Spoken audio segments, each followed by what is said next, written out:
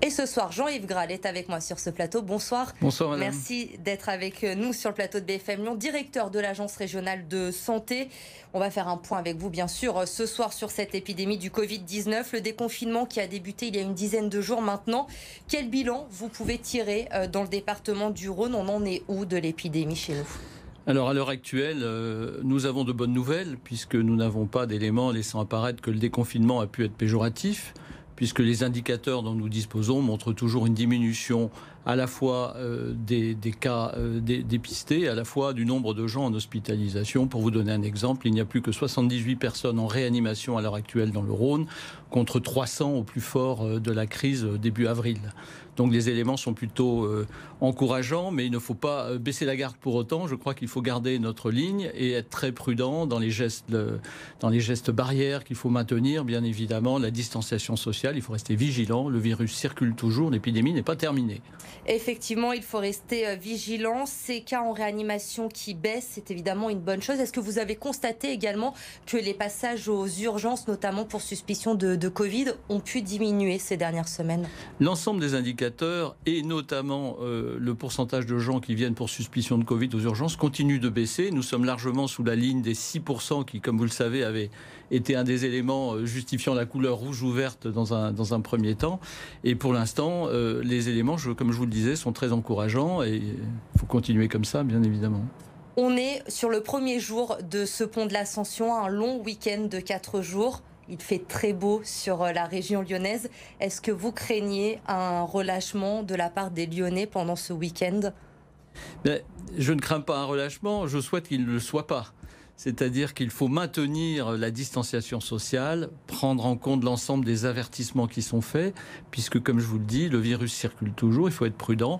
Et on aura vraiment une idée du rebond ou pas, je pense, en fin de semaine prochaine, puisqu'il faut un certain temps d'incubation et bien sûr encore un temps d'aggravation pour avoir une idée des nouvelles infestations et des passages en réanimation. Mais je fais confiance aux concitoyens pour bien prendre en compte les avertissements qui leur sont faits. Et c'est fondamental. Ne baissons pas la garde. Effectivement, il ne faut pas baisser la garde puisqu'on n'est pas encore sorti de cette crise. Absolument. Et on doit comprendre que si jamais les chiffres devaient remonter avec ce début de déconfinement, il serait possible, le gouvernement pourrait décider de reconfiner tout le monde. Bien, un regard est prévu début juin sur la situation qui entraîne un certain nombre de conséquences, notamment vous avez vu les avertissements et les précautions quant au municipal, notamment fin juin. Et donc une période cruciale sera début juin où on pourra faire le bilan d'une réascension ou pas, d'une deuxième vague ou pas. Pour l'instant, tout est encourageant, mais là encore, soyons prudents. Aujourd'hui, vous parlez de cette deuxième vague. On en a beaucoup entendu parler avant le début du déconfinement. Vous nous dites que pour le moment, les voyants sont au vert. Vous restez quand même méfiant. Cette deuxième vague, elle peut arriver en France? Elle peut arriver tant qu'on n'a pas complètement fini l'épidémie et qu'il ne faudrait pas qu'un relâchement, comme vous en parliez tout à l'heure, amène à des réinfestations et des contaminations à d'autres patients. Et je crois qu'il faut rester tout à fait sur nos gardes et continuer sur la voie que nous avons menée. Et cette voie, pour l'instant, porte ses fruits. Alors aujourd'hui, bien sûr, on ne souhaite pas que cette deuxième vague arrive. Si elle devait arriver, est-ce que les hôpitaux aujourd'hui seraient prêts à prendre cette deuxième vague et à gérer une nouvelle surcharge de prise en charge dans les hôpitaux? Oui, un de nos enjeux, c'est de faire en sorte que si la deuxième vague survenue, nous soyons en capacité d'ouvrir des capacités de réanimation comme nous avons su le faire collectivement. Et je salue l'ensemble des soignants du privé et du public qui ont permis cette prise en charge en réanimation de façon rationnelle, ce qui fait que nous n'avons pas été trop en tension dans la région et notamment dans la métropole lyonnaise. Donc les hôpitaux sont prêts et nous surveillons bien sûr l'ensemble des éléments.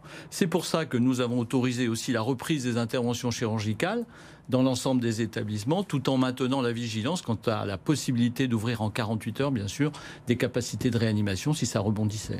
Est-ce qu'aujourd'hui, on est en capacité de savoir comment circule le virus en France et pour nous, plus particulièrement, dans la région et dans le département?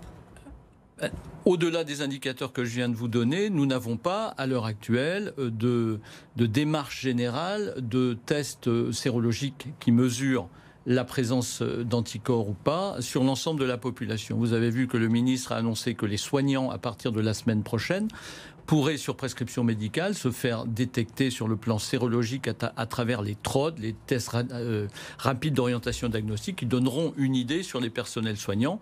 Mais nous n'avons pas de stratégie à l'heure actuelle de dépistage général de la population. En partie aussi puisque la fiabilité finale des tests n'est pas tout à fait assurée. Et d'autre part, nous n'avons pas non plus, je tiens à le dire, de dépistage général en population générale, des tests PCR qui mesurent l'infestation. Ce n'est que sur prescription médicale, sur certaines indications bien définies. On va revenir dans un instant sur ces tests virologiques. Un mot sur les tests sérologiques que vous venez d'évoquer. Il faut, selon vous, à terme, que ces tests sérologiques soient ouverts au-delà du personnel soignant. Il faut passer par là pour se rendre compte de la circulation du virus et des personnes touchées en France. C'est nécessaire ? Il faut d'abord une homologation précise de ces tests par la Haute Autorité de Santé qui permettent d'être certains des résultats qu'on a. Nous n'en sommes pas là encore totalement, ce qui fait que nous n'avons pas de dépistage en général. Je pense que le moment venu, peut-être, nous serons amenés à faire un dépistage général, mais dans l'immédiat, ce n'est pas d'actualité. Pour le moment, l'actualité, ce sont ces tests PCR, Absolument. Les tests virologiques. On sait qu'il y a cette politique de tests massifs avec le déconfinement. On en est où dans la région ? Quelle capacité de dépistage avons-nous aujourd'hui ? Est-ce que tout s'est mis en place correctement ? Alors, à l'heure actuelle, nous avons un dispositif tout à fait conséquent qui nous permet à peu près, fin mai, d'envisager d'être à plus de 30 000 tests quotidiens sur l'ensemble de la région. Et nous n'avons pas de problème d'accès aux tests.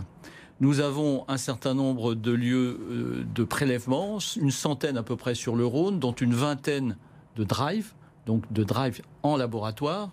On peut faire le test de sa voiture, et dont 5 qui fonctionnent 24 heures sur 24, 7 jours sur 7, en tous les cas, pas 24 heures sur 24, sur le département. Donc nous sommes bien armés.